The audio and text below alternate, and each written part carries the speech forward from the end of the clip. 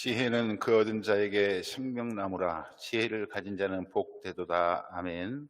여호와를 경외함이 지혜의 근본이라고 하신 말씀을 묵상합니다. 오늘 하나님께 나와 하나님을 경외하며 예배하오니 생명에 이르는 지혜를 허락하시며 영적 분별력을 허락하시어 이 험한 세대를 잘 해치고 나아가 승리하게 하옵소서. 감사와 진리로 드리는 예배를 받으시옵소서. 예수님 이름으로 기도하옵나이다. 아멘.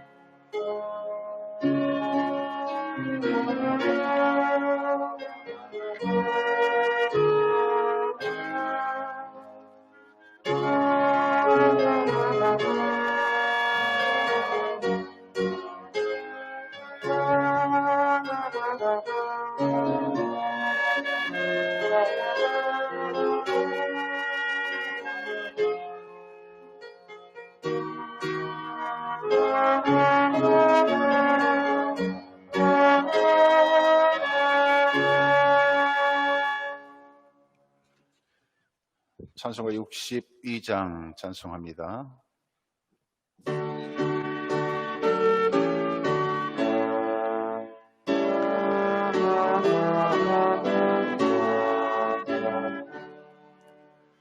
고요히 머리 숙여 주님 생각합니다. 머리도 둘 것 없이 고생하신 예수님 줄 곳을 두시오니 깊이 감사합니다.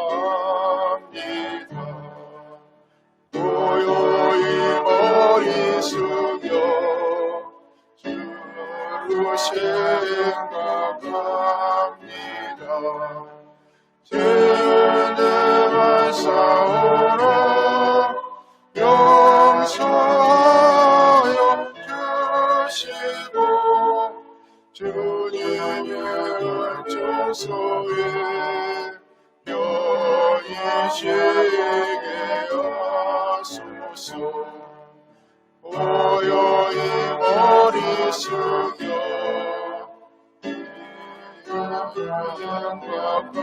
생각합니다. 슬픔과 괴로움 중에 신날리는 사랑에 하늘의 평강으로 고이 감사 주소서. 고요히 머리 숙여 나를 생각합니다. 돌아온 잠이 들어 깨어나지 못할 때 주님의 품 안에서 안식하게 하소서.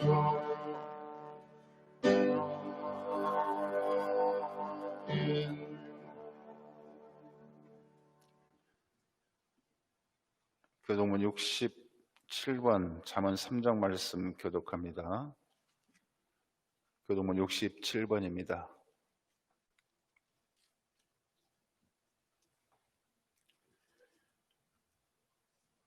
지혜를 얻은 자와 명철을 얻은 자는 복이 있나니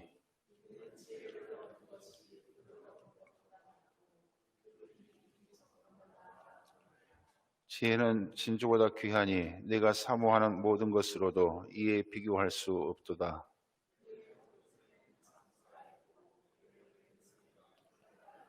그 길은 즐거운 길이요 그의 지름길은 다 평강이니라.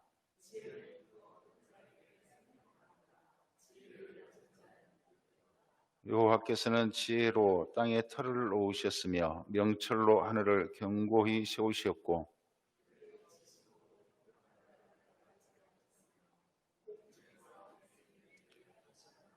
내 아들아 완전한 지혜와 근신을 지키고 이것들이 네 눈앞에서 떠나지 말게 하라. 대저 여호와는 내가 의지할 이시니라. 네 발을 지켜 걸리지 않게 하시리라. 아멘.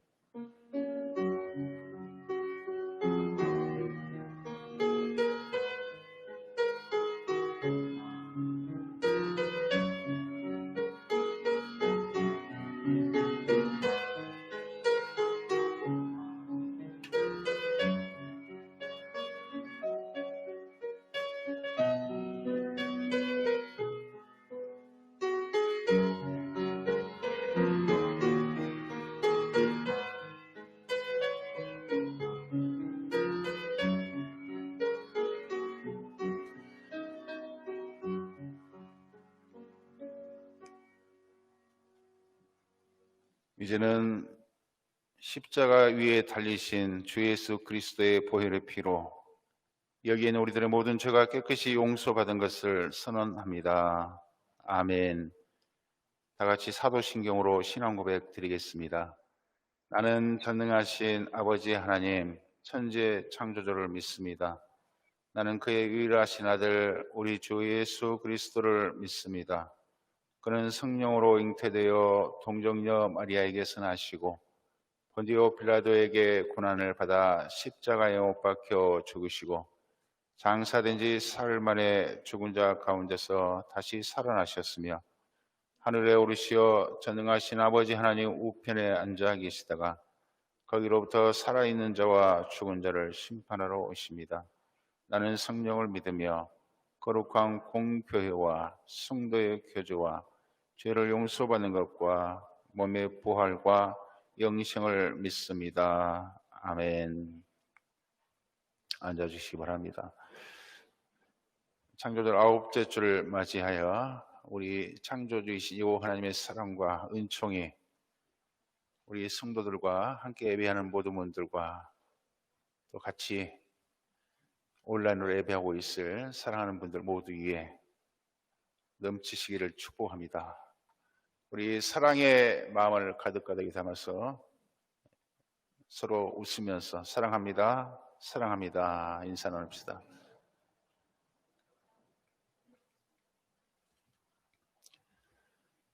이 시간 찬송가 382장 찬송하시고 신희섭 장로님 기도하시고 이용석 안수집사님 말씀 봉독하겠습니다.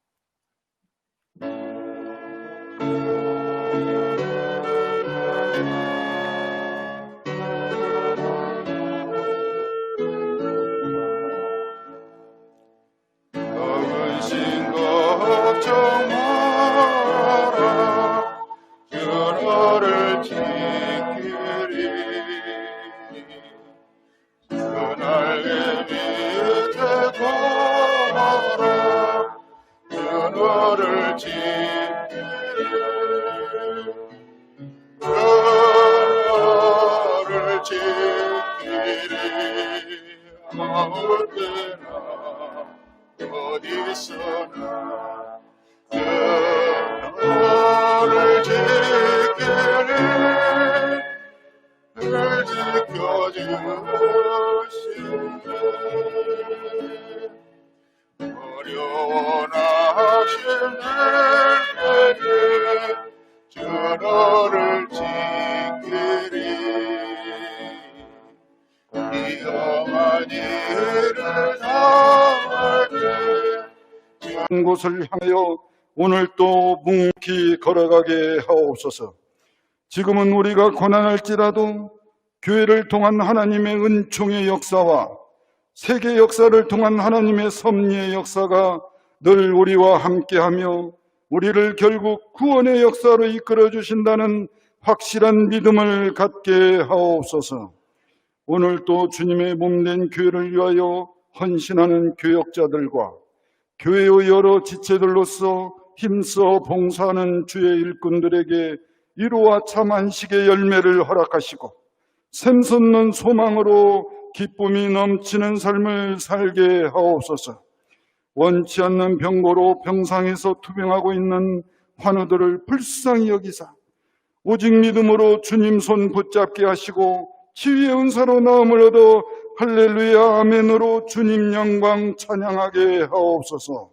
찬양으로 열심을 다하는 이신암 집사의 찬양을 기쁘게 받으시고 성도들에게 은혜의 찬양이 되게 하옵소서. 거룩한 열정으로 주의 말씀을 전하는 조영숙 목사님과 그의 가족들의 건강을 지켜주시고 성령의 역사로 붙들어 주셔서 생명의 말씀을 전하는 섬김과 겸손의 목자가 되어 주시는 말씀이 성도들의 심령을 감동감화하게 하시고 100년의 남문교회를 새롭게 열어가는 놀라운 역사가 일어나게 하옵소서. 이 모든 말씀을 오늘 또 살아계셔서 우리의 구주가 되시는 예수 그리스도 이름으로 간절히 기도드립니다. 아멘.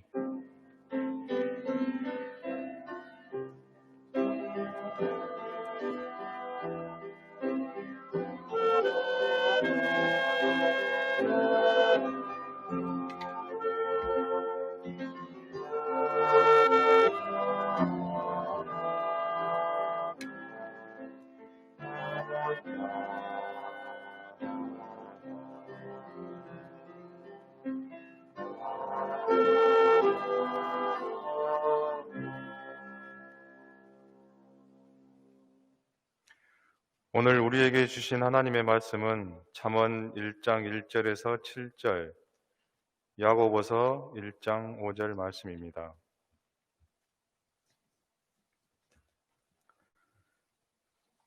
다윗의 아들 이스라엘 왕 솔로몬의 잠언이라. 이는 지혜와 훈계를 알게 하며 명철의 말씀을 깨닫게 하며 지혜롭게 공의롭게 정의롭게 정직하게 행할 일에 대하여 훈계를 받게 하며 어리석은 자를 슬기롭게 하며 젊은 자에게 지식과 근신함을 주기 위한 것이니 지혜 있는 자는 듣고 학식이 더할 것이요 명철한 자는 지략을 얻을 것이라. 잠언과 비유와 지혜 있는 자의 말과 그 오묘한 말을 깨달으라. 여호와를 경외하는 것이 지식의 근본이거늘 미련한 자는 지혜와 훈계를 멸시하느니라.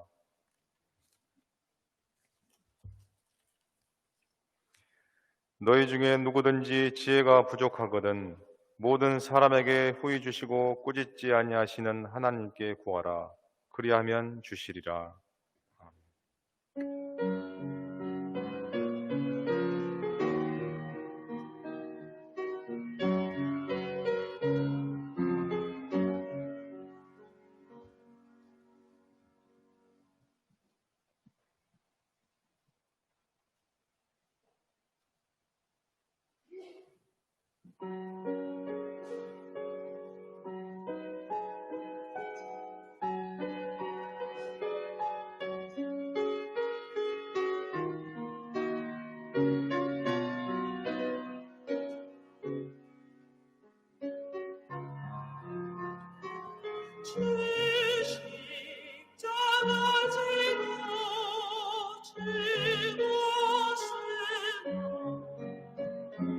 영광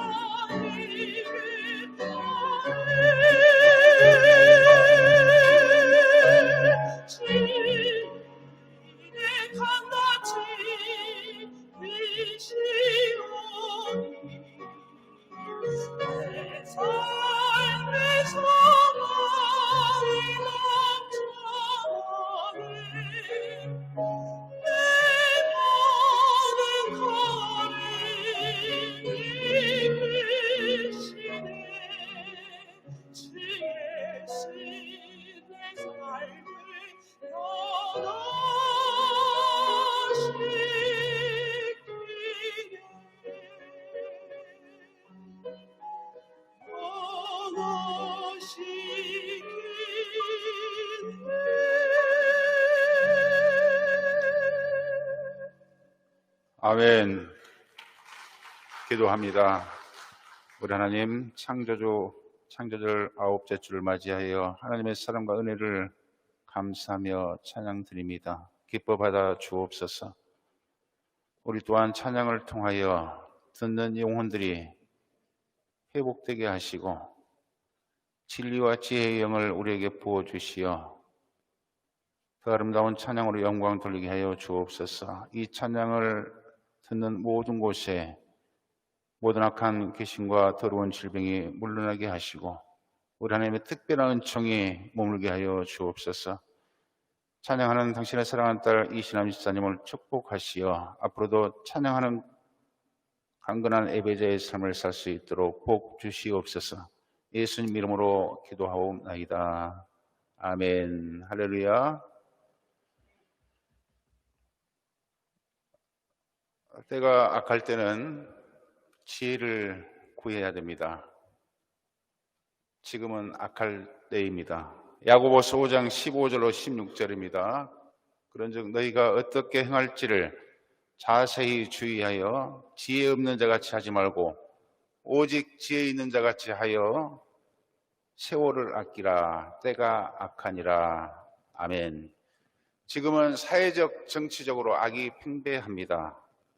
여성을 성적으로 착취하고 죽음에 이르게 한 세력들이 그에 합당한 판결을 받지 않고 법망을 피해갑니다. 이번에 김 하그 씨가 유죄 선고를 받았지만 그가 지은 죄에 비하면 형량이 구색 맞추기에 불과합니다. 타인을 해치고 병들게 하는 사람들의 비행이 끊어지지 않고 날마다 오르내립니다. 여기에 자연적 악까지 기승을 부리고 있지요.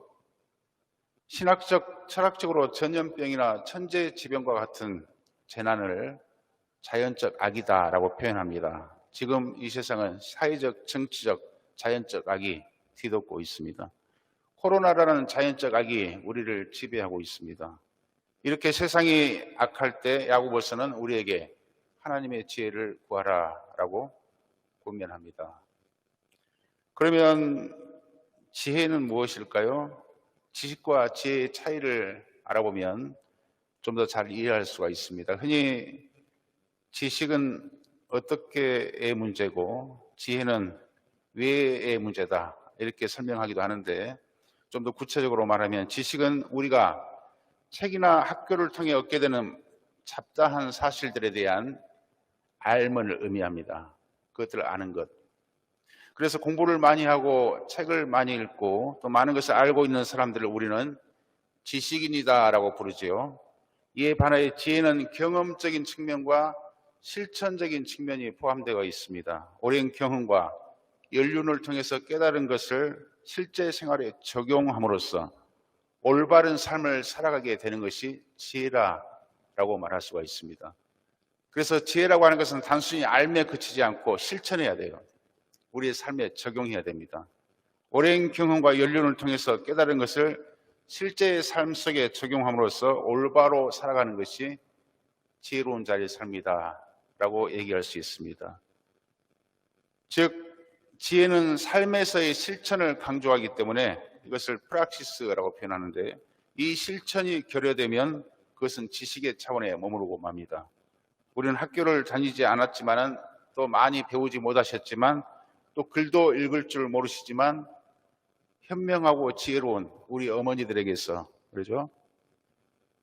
가르침을 받고 살아왔습니다. 지혜는 이러한 것으로서 실제적인 삶 안에서 오랜 경험과 연륜을 통해서 체득한 인생의 부활이라고 할 수가 있습니다. 오늘 정치인들을 보면 과연 그들이 배운 사람들이냐라는 말들을 많이 하곤 하지요. 그분들은 많이 배운 분들도 많고 또 최고의 학부를 나오고 어려운 시험을 통과한 분들도 많으시지만 그들이 하는 태도나 언행에 있어서는 우리 주변에 그럴 만한 기회를 갖지 못한 또 배움의 기회가 없어서 배우지 못한 어르신들보다 못한 경우를 많이 보게 됩니다. 물론 그들은 혹은 처세술이라든지 그런 책들은 또 많이 읽었겠지요.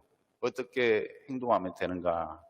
또 자기 개발서들도 많이 읽었을지 모르겠습니다만 그러나 그것을 실제로 삶에 적용하는 실천력이 없을 때 그들은 결국 한낱 지식인에 불과하게 되며 참 지혜자라고 할 수가 없게 되는 것입니다. 오늘 이 시대는 실천적인 지혜자가 필요할 때입니다. 지혜로운 지도자가 필요할 때입니다. 위기의 상황에는 지혜가 필요합니다. 오늘 위기의 상황을 살아가는 우리 성도들에게는 우리의 갈 길을 밝히 보여주는 등불과 같은 지혜가 필요합니다. 잠언 6장 23절의 말씀입니다. 대접 명령은 등불이요 법은 빛이요 훈계의 책망은 곧 생명의 길이라. 아멘. 지금 우리가 이 난국을 헤쳐나가고 이 어려움을 극복하기 위해서는 지혜가 필요합니다. 그런데 지혜의 가장 밑바탕에는 무엇이 있는가 하면, 즉 지혜의 토대에 무엇이 있는가 하면 성경 말씀은 여호와를 경외하는 것이 지혜의 근본이다, 이렇게 말씀합니다. 여호와를 경외하는 것이 지혜의 근본입니다. 왜 이렇게 말했을까요? 오랜 연륜을 통해 살아온 사람들을 통한 교육과 그리고 지혜의 전수가 중요하다, 이렇게 하지 않고 성경은 제일 먼저 여호와를 경외하는 것이 지혜의 근본이라고 이야기합니다. 지혜란 단순히 사실들을 아는 것에 그치는 것이 아니라 어떻게 하면 우리의 삶을 안전하고 행복하게 만들 수 있는가에 관한 그런 것이거든요. 그런데 우리 여호와를 경외하는 사람들 어떻습니까? 우리 성도님들, 하나님을 믿으면 하나님을 의식하게 되잖아요. 하나님은 우리를 지켜보고 계시다고 생각합니다. 신이 있다고 생각하기 때문에 우리는 좀 더 올바른 삶을 살고자 노력하게 됩니다. 그러면 필연적으로 악은 패망에 이르게 되는데, 우리가 이렇게 하나님을 의식함으로써 우리는 선한 길에 도달하고자 노력하게 되고, 그래서 악과 그 패망의 길에서 벗어나게 되기 때문에 우리는 복된 길에 이를 수가 있는 것입니다. 그래서 여호와를 경외하는 것이 지혜의 근본이다, 이렇게 말할 수가 있습니다. 하나님을 믿는 사람은 그래서 여호와를 경외하는 그 지혜로 말미암아 복된 길에 이르게 될 것입니다. 저도 한 번씩 이런 생각을 해봐요. 제가 지금 갖고 있는 윤리적인 생각 또는 선한 마음, 도대체 이 마음은 어떻게 해서 생기는 것일까? 물론 어떤 학자들은 선천적으로 하나님께서 그런 우리에게 선한 양심과 성품을 주셨다라고 이야기하기도 하지요. 그런데 저는 그것을 넘어서서 어렸을 때부터 하나님의 말씀을 듣고 또 그 분위기 속에서 자라온 그 배경이 무시할 수 없는 그런 지혜의 형성 과정이라고 생각합니다. 고등학교, 중학교를 거치면서 선생님들의 교훈과 좋은 지혜의 말씀들을 배우고 아마 익혔을 거예요. 그런데 더 근본적으로 추구해 보면 어렸을 때 하나님을 믿고 또 교회에서 목사님의 말씀을 듣고 그리고 또 우리 어머니의 신앙 교육을 통해서 또 주일학교 선생님들의 가르침을 통해서 저도 모르게 마음속에 하나님의 말씀이 자리하게 되고 그 말씀이 곧 지혜가 되고, 그래서 그 지혜로 통해서 지금의 아름다운 마음들이 그래도 생겨난 것이 아닌가, 이렇게 생각을 해요. 그래서 여호와를 경외하는 것은 지혜의 근본입니다. 오늘 하나님의 말씀을 사모하며 이 자리에 나온 성도들은 그래서 복된 사람들이에요. 자, 우리가 지혜를 가질 때 어떤 유익함이 우리에게 따르는가, 1절에서 6절까지는 지혜의 말씀이 어떤 유익을 우리에게 주는지 잘 설명합니다. 오늘 우리가 읽었던 말씀이죠. 이는 지혜와 가르침을 알도록 해주며 통찰력 있는 말씀을 이해할 수 있도록 해줍니다. 그리고 공의와 정의, 정직함, 공정함을 잘 행할 수 있도록 가르침을 제공합니다. 우리가 지혜가 있어야 공의도 정의도 행할 수 있다, 뜻밖의 말씀을 하지요. 알아야, 또 하나님의 뜻을 깨달아야 공의와 정의를 행할 수 있다는 뜻입니다. 하나님의 창조 섭리가 무엇인지, 하나님의 뜻이 무엇인지, 세상을 향하신 하나님의 뜻이 무엇인지, 사람을 향한 하나님의 뜻이 무엇인지 알고 또 4대강 문제가 무엇인지 알 때 우리는 환경에 관한 정의를, 환경 정의를 주장할 수가 있게 되는 것입니다. 모르고서야, 하나님의 뜻이 무엇인지를 모르고서야 정의도 행할 수 없고 공의도 행할 수 없습니다. 즉 정의는 곧 승리의 길, 하나님의 축복의 길에 이르게 하는 것인데, 이 길을 모르면 우리는 그 복에 이를 수가 없으니 지혜를 아는 것이 곧 하나님의 축복에 이르는 길이라는 것, 그리고 지혜를 알아야 공의와 정의를 행할 수 있다는 것, 이것이 바로 시편 또 잠언 말씀의 지적입니다. 그러므로 우리는 이 지혜를 통하여 우리는 유익함을 받으며 복된 길에 이르게 되는 것이기 때문에 오늘 여기 있는 성도들은 복된 백성들이에요. 지금 우리는 지혜를 구하며 이 자리에 섰습니다. 오늘 이 말씀이 우리를 바른 생명의 길로 인도할 것입니다. 잠언 4장 6절의 말씀입니다. 지혜를 버리지 말라. 그가 너를 보호하리라. 그를 사랑하라. 그가 너를 지키리라. 아멘. 이 말씀은 확실히 지혜의 실천적이고 실제적인 측면을 강조합니다. 우리가 지혜를 간직하고 그 가운데에서 행함이 있을 때 우리는 잘못된 곳에 가지 않게 될 것이며, 그러니까 알고만 있어서는 안 돼요. 그것을 듣고 그것을 행할 때 우리는 잘못된 길에 가지 않게 될 것이며, 그러므로 지혜는 우리를 지키게 될 것입니다. 자, 산불이 나거나 화재가 났을 때 제가 팁을 한번 소개해 드립니다. 우리 성도님들 잘 들으시고 꼭 이것을 잊지 마시고 기억하시기 바랍니다. 이번에 부산 화재에서 많은 사람들이 죽지 않고 살 수 있었던 비결은 바로 이 수칙을 지켰다고 그래요. 우리 화재가 나면 대부분 죽는 사람들은, 불에 타 죽는 것은 불에 의해서라기보다는 이 호흡 질식으로 인하여 먼저 의식을 잃고 그리고 난 다음에 화마가 덮친다고 그래요. 우리가 아무리 오랜 동안 숨을 참을 수 있어도, 물론 많이 참는 사람은 3분도 참고 그 이상도 참을 수 있겠지만, 그러나 실제로 화재를 당하게 되면 긴장하게 되고 호흡이 빨라지고, 그리고 순간 잠깐이라도 단 몇 초라도 1초라도 이 판넬에서 타면서 나오는 검은 유독가스가 코를 들어오게 되면 그 순간 호흡을 할 수가 없다고 그래요. 그 순간 질식하게 된다고 합니다. 그래서 그럴 때 이 어려움, 이 위험을 피하기 위해서는 어떻게 해야 되느냐? 오늘 소방교육을 하고 있습니다. 이 손수건을 꼭 갖고 계시고, 이 손수건이 없으시면 이 속옷을 찢어서라도, 안에 민으로 된 속옷을 찢어서라도 물에 꼭 적셔서 꼭 코를 가리시고 머리를 낮추시고 현장을 신속히 벗어나라. 이것이 그 수칙인데, 이번에 부산에서 화재가 났음에도 불구하고 이 원칙을 잘 지켜서 사셨대요. 그러니까 우리 성도님들 꼭 잊지 마시고 이 원칙을 잘 지키시기 바랍니다. 다시 말해서 우리가 알아야, 지혜가 있어야 이 세상, 이 어려움 속, 위험 속에서 살 수가 있는 것처럼, 우리가 영적인 재난을 당했을 때 우리를 살린 것은 곧 하나님의 말씀이고 하나님의 지혜라고 하는 거예요. 이 지혜가 있어야만 우리는 살 수가 있습니다. 이 지혜가 없으면 우리는 영적 재난이 닥쳤을 때 죽을 수밖에 없는 것입니다. 그러므로 우리 성도님들, 하나님의 말씀과 지혜를 사모하십시오. 이것을 알아야만 우리의 삶과 우리의 영혼을 올바른 길로, 복된 길로 인도할 수가 있다는 것입니다. 이런 영적 지혜를 말씀에서 얻어 많은 인생의 화를 저도 피할 수 있었다고 생각합니다. 잠언 22장 1절의 말씀입니다. 많은 재물보다 명예를 택할 것이요, 은이나 금보다 은총을 더욱 택할 것이니라. 한 번은 이웃 목사님이 저에게 이런 제안을 했습니다. 목사님, 그때는 이렇게 보편적이지 않은 상태였고 막 시작 단계였기 때문에 보조금을 전액 다 주는 그런 상황이었어요. 태양광. 우리가 빚을 내서라도 목사님 나 따라오십시오. 그러면 돈 봅니다. 그 목사님은 굉장히 돈 버는 대로 이 눈이 열린 분이에요. 굉장히 농촌에 있는데도 거의 20억 가까운 돈을 불린 분이니까.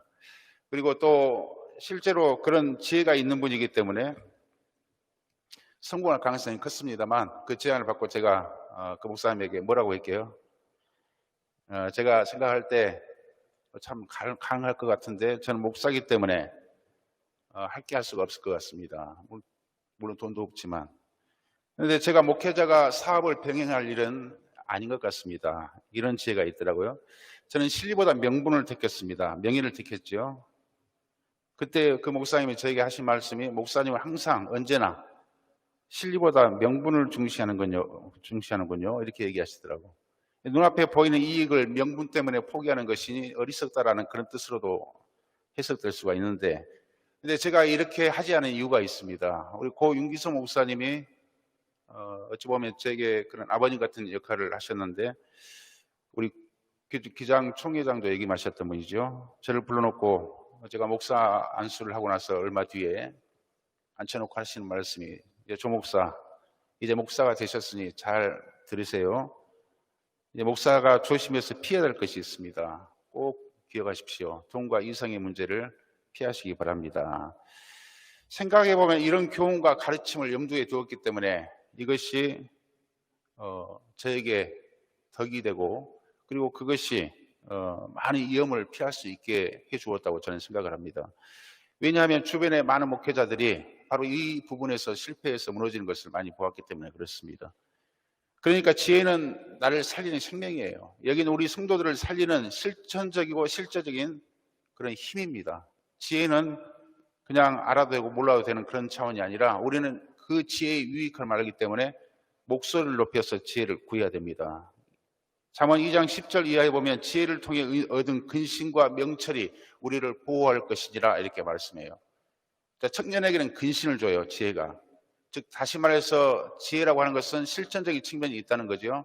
그것을 알고 그치는 것이 아니라 실제적으로 자기의 삶에 적용해서 자기를 근신할 때 청년들은 여러 가지 유혹에서 자기를 지킬 수 있게 되며 그래서 결국에 복된 길, 안전한 길로 가게 되는 것입니다. 지혜는 우리로 하여금 보다 아름다운 삶을 살 수 있도록 축복하는 것이죠. 지혜는 실천해야 됩니다. 그러므로 실천하지 않으면 지식에 불과하며 그것은 우리를 살리는 능력에 이르지 못하고 그냥 지식에 불과하고 지식으로 끝나고 맙니다. 지혜로 깨닫는 말씀은 또한 우리에게 큰 기쁨을 선사한다고 성경은 말씀해요. 우리 일반 사람들이 무언가를 책을 읽거나 혹은 누군가에게 유익한 그런 인문학 강의를 들으면서 무언가를 깨달을 때 어떻게 합니까? 엄청난 기쁨이 있죠. 그죠? 하기 시습지 불령 열어라. 배우고 익히 또한 이 또한 기쁘지 아니한가? 하나하나 깨닫고 아는 재미가 보통 재미가 아니에요.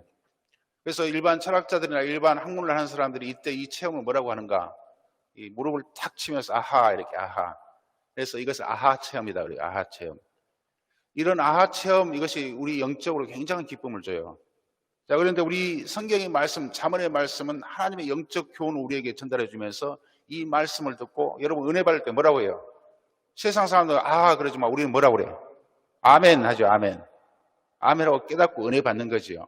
그리고 그런 기쁨이 우리 안에 사로잡으면서 우리의 심령이 변화되고 우리의 삶이 복받게 되는 것입니다. 이런 지혜는 이런 기쁨을 하나님의 말씀은 하나님의 교훈과 강령과 법규는 바로 이런 기쁨과 영적인 새로움을 우리에게 허락한다고 성경은 말씀합니다. 그러므로 잠언 4장 7절입니다. 지혜가 제일이니 지혜를 얻으라. 내가 얻는 모든 것을 가지고 명철을 얻을지니라. 아멘. 그러므로 소리 질러서 지혜를 찾아야 됩니다. 병자들이 예수께 나와서 예수여 나를 살려주소서라고 소리 질렀던 것처럼 지혜를 추구해야 된다라고 잠언은 우리에게 공고해요. 이것은 곧 생명이기 때문에 그렇습니다. 명철을 구하되 소리질러 구해야 되며 마치 숨겨진 보물을 찾듯이 너희는 구할지니라. 우리 성도들이 소풍 가서 보물 찾기에도 눈을 번득번득 하면서 얼마나 열심히 찾는가요? 근데 정말로 우리 금과 은을 어디에 숨겨놓고 찾으라 하면 아마 청소가 깨끗이 돼버릴 거예요. 얼마나 사모하며 그 금붙이를 찾아 헤매겠습니까? 그렇죠? 우리가 그런 심령으로 하나님의 말씀을 구하라. 하나님의 지혜를 구하라. 그리하면 하나님께서 내가 내 영을 너에게 부어주리니 이 지혜를 의인화시키고 있어요. 지혜가 나라고 하는 1인칭으로 합격이 되고 있고 그리고 내 영을 부어준다는 것은 곧 지혜가 하나님이라는 것을 의미하기도 합니다. 하나님께서 우리에게 그 말씀을 깨닫게 해주시며 하나님의 그 뜻을 알게 해준다라고 성경은 이야기합니다. 그러므로 우리는 간절함으로 하나님의 말씀을 구해야 돼요. 오늘 이 세상 속에 다른 세상 사람들 보십시오. 인문학 강사를 불러서 많은 돈을 주고 그리고 또 그 교훈을 듣고자 합니다. 세상적 지혜를 얻고자 원합니다. 그러나 오늘 우리 하나님 성도들은 정말 이 교회에 나와서 정말로 간절히 사모하는 마음으로 영의 말씀과 지혜를 결국 우리를 살리는 영적 지혜는 하나님의 말씀이거든요. 이 지혜를 정말로 사모해야 돼요.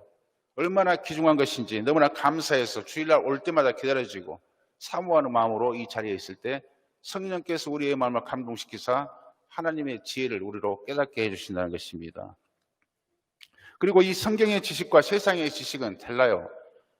성경에서 얻는 지식의 차이는 뭐냐? 말씀은 살아있고 우리를 깨닫게 해주며 변화시키고 기쁨을 주고 평강을 누리게 하는 힘이 깃들어 있습니다.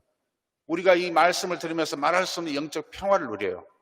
예배를 들으면서 말씀을 들으니까 내 마음속에 평화가 임해요. 이것은 세상적 지식이 가져다주는 그런 것과는 차원이 달라요. 지혜는 우리가 가진 모든 것과 바꾸어서라도 얻어야 될 생명의 양식입니다. 곧 복음이 지혜입니다. 주 예수를 믿으라. 그리하면 너와 내 집이 생명을 얻으리라. 영생을 얻으리라. 바로 이것이 복음이고 이것이 바로 지혜예요. 우리는 이 지혜를 소리질러 구해야 될 줄 압니다. 우리 성도님들 모든 것을 포기하고라도 이 지혜를 탐해야 돼요. 잘 보고 계시는 텔레비전 드라마 회차 하나만 우리가 빠뜨려 먹어도 얼마나 아쉽습니까? 그죠? 그런데 우리 주일날 말씀 한 번 빠져도 습관이 되면 별로 아쉽지 않지요. 정말로 하나님 말씀을 사모한다면 주일 한 번만 빠져도 아쉬워서 어쩔 줄 모르는 그런 심령이 돼야 돼요. 그런 마음을 가진 성도는 하나님이 특별한 영적 지혜를 깨닫게 해주시고 그 말씀을 통해서 큰 기쁨과 감동을 주신다는 거예요. 우리 지혜를 소리쳐 부르시고 사모하시기를 바랍니다. 하나님의 말씀을 소리쳐 부르시고 바로 이 코로나 시대, 여러 가지 악이 가득한 시대에 이 지혜가 있어야 우리는 어떻게 가는 것이 사는 길인지 깨달을 수 있게 되고 그리고 그 지혜의 말씀을 통해서 안전하게 이 어려움을 통과해낼 수 있게 될 것입니다. 잠언 5장까지 서술된 지혜들 몇 가지 제가 소개하고 오늘 말씀을 마치려고 합니다. 첫 번째, 무엇보다도 우리의 마음을 지키시기 바랍니다. 이것이 영적 지혜입니다. 잠언 4장 23절입니다. 모든 지킬 만한 것 중에 더욱 내 마음을 지키라. 생명의 근원이 이에서 남이니라. 마음이 생명이지요. 우리 많은 사람들이 오늘도 자살하고 있고 또 일본에서도 이 여성 자살 문제가 심각하다고 합니다. 건강하고 예쁘고 너무나 훌륭한 그런 조건을 가진 분들이 마음속에 상처를 받고 마음속에 절망이 가득하니까 그냥 놓는 거예요. 삶을 놓는 것입니다. 그런데 우리 오체 불만족의 그 주인공처럼 자기의 사지가 다 절단돼 버렸어요. 사고로. 그런데 마음이 건강하고 살고자 하는 의지가 있으니까 그는 살아납니다. 이게 얼마나 마음이 중요한 것인지 우리가 알 수 있는 대목이죠. 우리가 이 코로나 시대에 우리의 마음을 지켜야 돼요. 우리가 지금 코로나에 혹시나 걸려서 우리가 위험에 처하지 않을까라고 하면서 육체의 질병을 건강을 걱정하는 시대입니다만 여러분 우리가 더 힘써 지켜야 될 것은 우리의 마음입니다. 어떤 분이 그런 말을 해요. 지금 우리 한국 사회는 상호 신뢰라고 하는 굉장히 소중한 가치를 잃어버리고 마음에 병이 들고 있습니다. 이제 코로나 이후가 걱정됩니다. 지금 우리가 걱정해야 될 것은 육체의 질병보다도 이 마음의 질병을 더 걱정해야 됩니다. 상호에 대한 신뢰를 잃어버리고 의심과 불안과 불평이 우리를 사로잡게 되면 이게 더 무서운 병이에요. 단언컨대 코로나는 지나갑니다. 반드시 하나님께서 이 어려운 시대를 지나가게 하시고 그리고 때가 되면 하나님께서 그 길을 열어주실 거예요. 그런데 우리는 이 기간 동안 어떻게 보낼 것이냐? 우리의 마음을 지키시기 바랍니다. 우리의 불평과 원망이 그리고 두려움이 우리의 삶을 잠식해서 이 코로나 끝나도 그 영향력이 악영향을 끼치지 않도록 우리의 마음을 지키세요. 이럴 때일수록 말씀을 사모하시고 말씀을 읽으시고 들으시고 내 마음을 건강하게 유지하시기 바랍니다. 그리고 불평과 원망 대신에 감사의 거리를 찾아내시고 그리고 하나님께서 결국에 이 모든 것을 이기게 하신 다음에 우리에게 주실 날을 대비하며 하나님을 찬양하시기 바랍니다. 이것이 지금 우리에게 가장 중요한 것 중에 하나예요. 바로 잠언은 그래서 내 마음을 지키라. 이 험난한 시대, 이 어려운 이 코로나의 시대, 정치적, 사회적, 자연적 악이 우리를 지배하고 있는 시대, 너희는 너희의 마음을 지킬지니라. 아멘. 우리 성도들 마음을 지키셔서 승리하시길 주의 이름으로 축복합니다. 두 번째로 인자와 진리를 마음판에 새겨라. 인자와 진리를 얼른 와닿지 않아서 영어 성경을 보니까 steadfast love, faithfulness 이렇게 돼 있어요. 자, steadfast라고 하는 말은 꾸준한, 지속적인 그런 뜻이에요. 사랑을 하되 지속적으로 변함없이 하라 이 뜻이에요. 성실이라고 하는 것은 우리가 말할 때 근면과 성실의 그 성실이 아니고 성경에서의 성실은 특정적으로 하나님이 우리를 향한 언약을 변기하지 아니하시고 지키시는 일관된 하나님의 사랑을 성품을 말할 때 쓰는 단어가 바로 faithfulness거든요. 따라서 이 두 가지 단어는 무엇이냐? 인자와 진리를 너희에게서 떠나지 말게 하라.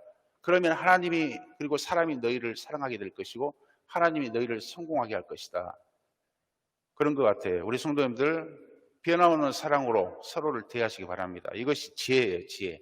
제가 공방할 때 아무것도 지원되지 않을 때 공방하면서 아이들을 가르쳤는데 그때 어떤 아이들은 특출나게 똑똑하고 그리고 뛰어난 아이들이 있었고 금방 눈에 튀는 아이가 있어요. 그리고 또 얼마나 좋아하는지 공방에 와서 열심히 하는 아이가 있어요. 그런데 어느 순간 보면 보이질 않아요. 지속적이지 않습니다.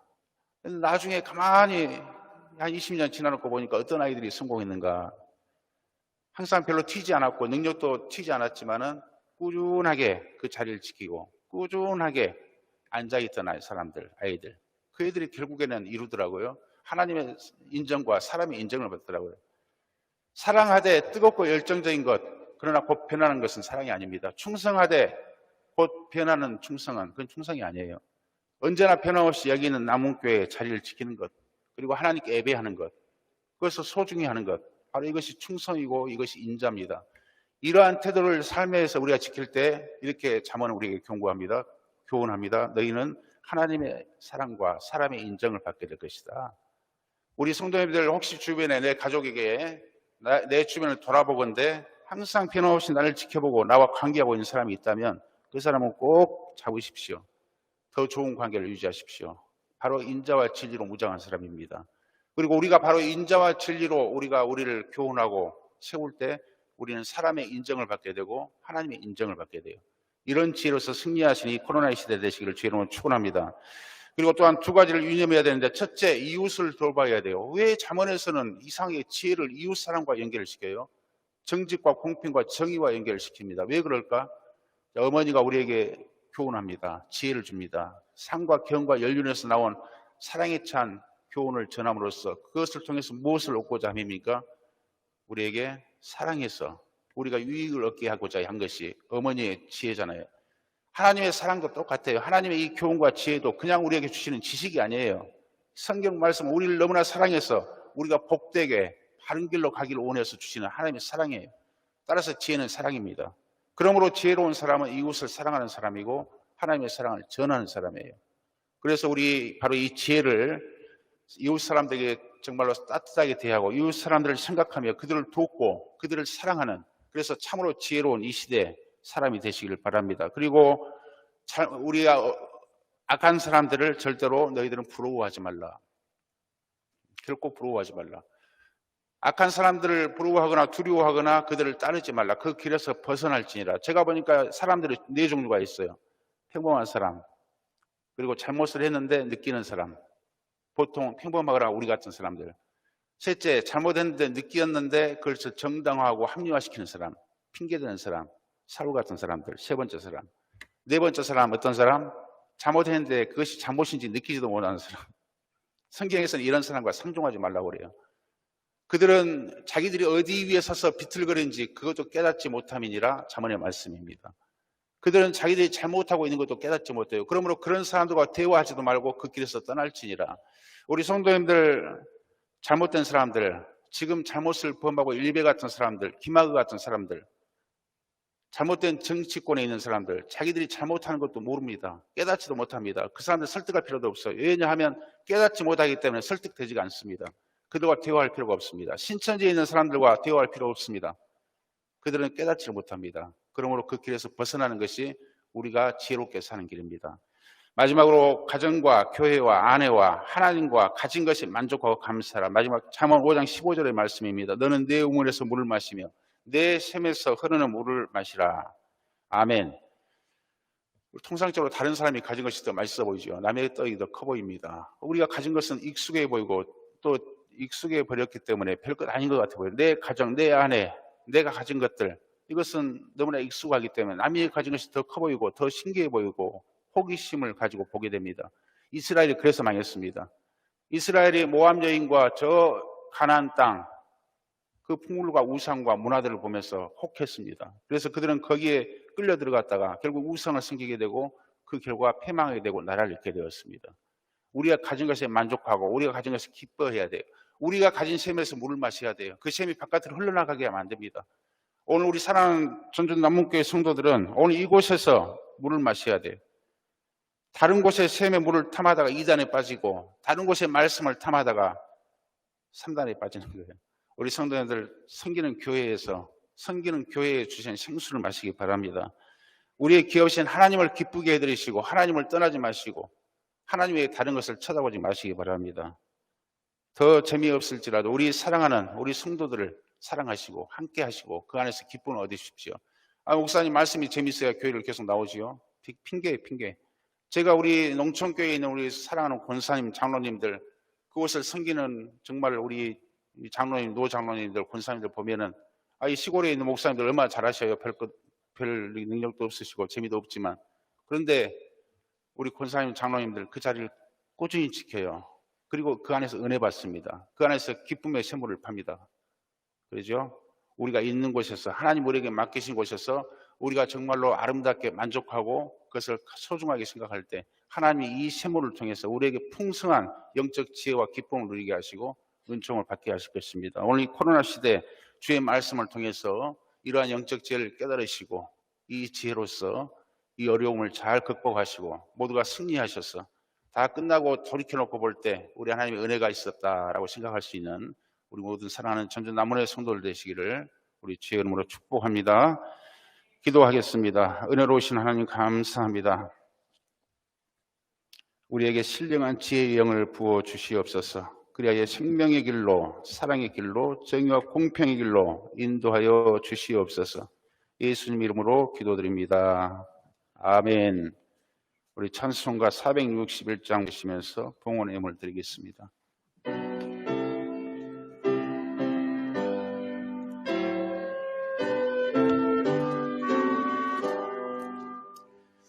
십자가를 질 수 있나 주가 물어보실 때 죽기까지 따르오니 성도 대답하였다.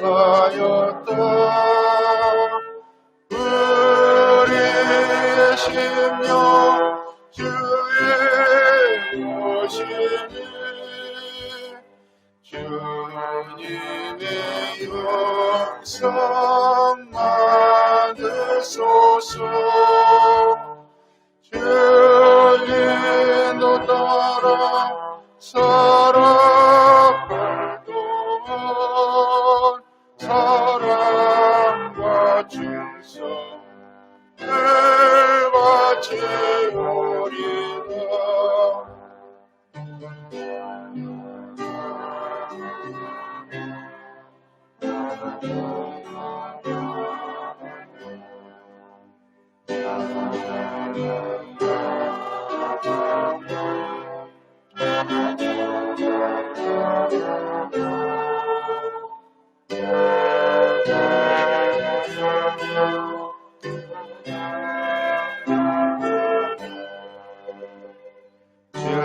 주님의 영성 만드소서.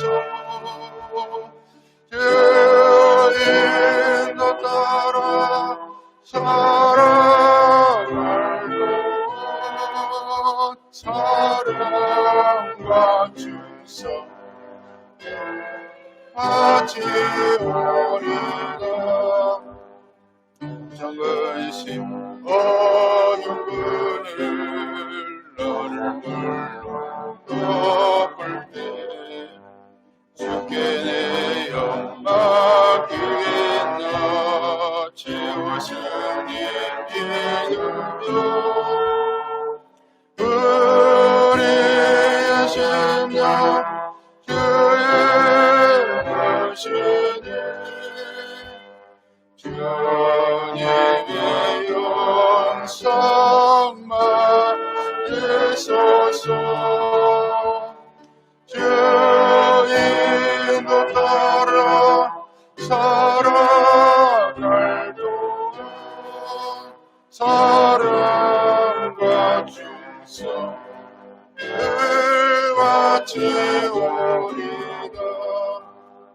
이런 일 다 할 수 있나 주가 물어보실 때 용감한 자 바울처럼 선뜻 대답하리라. 우리의 심령 주의 오시니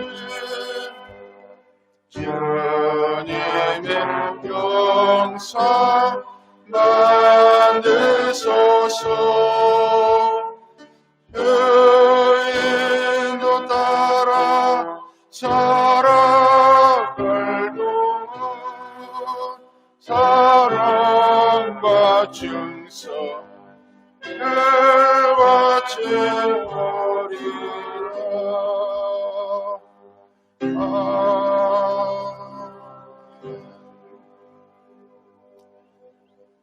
하나님 우리에게 주시는 지혜가 없으면 어찌 살아갈 수 있겠습니까? 하나님 오늘도 우리에게 말씀과 교훈을 통해 우리를 지혜와 생명의 길로 인도하심을 감사합니다. 평생 선한 길로 지혜의 길로 생명의 길로 인도하여 주옵소서. 의인을 감사드리며 우리 하나님께 예물을 드립니다. 11조와 석권제와 속죄제와 화목제와 소원제로 우리 주님께 영광 돌리오니 그 마음들을 받아주시고 이 코로나 감기원 소멸하여 주시고 육체의 연약함을 인하여 고통당하는 성도들의 마음에 위로하시고 힘을 주시고 용기를 부어주시고 그 모든 병을 치료하여 주시옵소서. 여러 가지 가정의 형편과 처지를 살피셔서 우리 하나님 긍휼히 여겨주시고 가정과 직장과 삶의 모든 고민들로 구하고 원하는 것들을 주여 저들이 소원한 대로 갚아주심으로 더 많은 기쁨의 열매로 영광 돌리게 하여 주시옵소서. 축복하며 예수님 이름으로 기도하옵나이다. 아멘.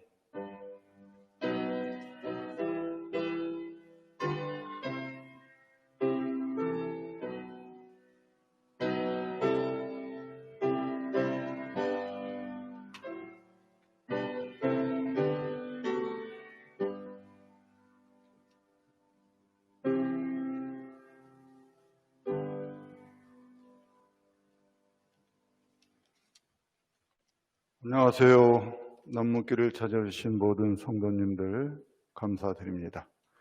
오늘은 11월 첫날이지요. 벌써 우리가 코로나로부터 2월 달부터 코로나 사태가 찾아왔으니까 9개월째고 이제 한 해도 우리가 코로나와 싸워온 지 한 해도 이제 2달밖에 안 남았습니다. 그러나 우리가 하나님께 너무너무 감사한 것은 대한민국이 코로나 방역을 잘 지키고 또 우리 교회가 또 아무 걱정 없이 이렇게 예배를 잘 드릴 수 있도록 여기까지 인도하신 하나님께 감사를 드립니다. 지금도 비대면 예배로 드리고 있는 우리 남문의 성도들, 그리고 아직도 1년 동안 가깝게 성전을 찾지 못한 우리 남문 식구들 어디 있든지 하나님께 잘 지켜주시라 믿습니다. 이제는 이제 교회를 향해서 발걸음을 인도해 주시고 교회에서 더욱더 방역을 잘 지키며 함께 모여서 찬양하며 하나님을 예배할 수 있는 우리 남문의 성도들 되기를 원합니다. 남문교회 소식 전하겠습니다. 오늘 정기 재직회로 모이겠습니다. 그동안 한 번도 올해 코로나로 인하여 재직회를 갖지를 못했는데 10월까지 교회 살림살이를 한번 점검해보는 시간이 꼭 필요합니다. 그래서 오늘 재직들께서는 좀 남아주셔서 1년 동안의 살림살이를 잘 점검해볼 수 있는 시간이 되기를 바라고, 또한 새로 오시는 부목사님 2분을 우리가 오늘 재직회 때 청빙해야 됩니다. 그러니까 오늘 재직들께서는 꼭 재직회 예배가 끝나고 재직회에 참석해 주시기 바랍니다. 세 달 첫 새벽 기도회가 3일, 11월 3일입니다. 화요일 날 새벽 5시 본당에서 있겠습니다. 이제 벌써 한 해가 또 마무리되면서 우리 당회가 바빠지게 되었습니다. 11월 8일 날 원로 장로님들과 시무장로님들이 한자리에 모여서 정책 간담회를 갖도록 하겠습니다. 올해는 조금 정책 간담회를 당겨서 모이도록 하겠습니다. 장소는 나중에 연락드리도록 하겠습니다. 그리고 11월 22일부터 정책 당회가 시작되도록 하겠습니다. 전북지구 원로 목사 초청 예배가 월요일 내일이죠. 11시에 본교회당에서 있겠습니다. 우리 전라북도의 원로 목사님들께서 이렇게 모여서 2달에 한 번씩 모여서 예배를 드린다는데 코로나로 인해서 통 못 드렸는데 우리 남문교회에서 그분들께서 모여서 함께 나라를 위해서 구국 기도회도 하고 또 교회를 위해서 기도하는 그런 모임을 갖도록 합니다. 전북지구 동부시찰위원회 회의가 11월 4일 수요일 오전 11시에 기린봉교회에서 있습니다. 남신도회 가을 친교 등반대회가 11월 6일 금요일 날 있습니다. 오전 8시 반에 전주 홍산교회에서 모여서 지리산 노고단을 등반을 합니다. 1인당 참가비는 2만 원입니다. 한국기독교장로회 제105회 총회가 소개되도록 하겠습니다. 11월 9일 월요일, 장소는 청주 올림픽 기념 국민생활관입니다. 대입 수험생을 위한 기도가 계속되고 있습니다. 우리 성도님들께서도 함께 중보 기도해 주시기 바랍니다. 수능 시험은 12월 3일 목요일이 되겠습니다. 수험생 명단을 참고해 주시기 바랍니다. 성탄절을 우리가 세례식을 항상 같이요. 성탄절 세례식을 준비하고 있습니다. 세례, 견신례, 유아 세례를 받고자 하는 성도님은 11월 8일까지 교역실로 신청서를 제출해 주시기 바랍니다. 그리고 11월 15일부터 5주간 세례 교육이 있겠습니다. 또 벌써 한 해를 마무리하는 시점에서 21년 요람 제작을 위해서 주소 및 전화번호가 변경된 성도님들은 교역실로 알려주시기 바랍니다. 올해 추수감사절 찬양축제도 안타깝게 생략하도록 하겠습니다. 추수감사절 예배는 드리지만 찬양축제만 우리가 생략하도록 하는 겁니다. 11월 주방도 역시 마찬가지로 생략하도록 하겠습니다. 감사합니다.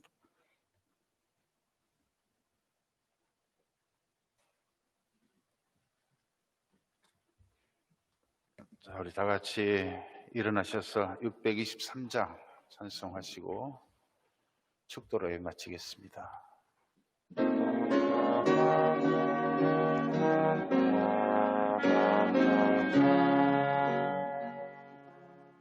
주님의 시간에 아름답게 모든 것 변하리. 주님 나의 갈 길을 인도하여 주시니 주의 뜻을 따라서 살리라. 주님의 시간에 아름답게 모든 것 변하리. 나의 정성 다하여 주를 찬송하오니 주의 뜻을 이루어 주소서.